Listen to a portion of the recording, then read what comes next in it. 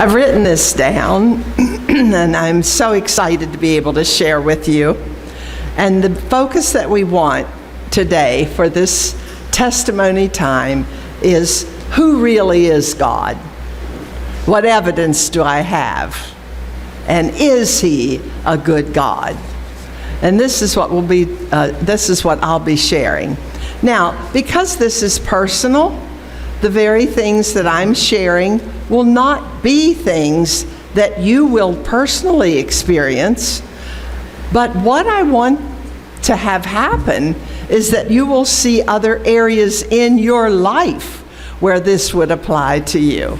And so it is with that reason that I share. Not that I think that you are going to have the same handicaps that I have or experience the same experiences. Even though I'll use personal experiences, it won't be for that purpose that you go out and chase down that experience.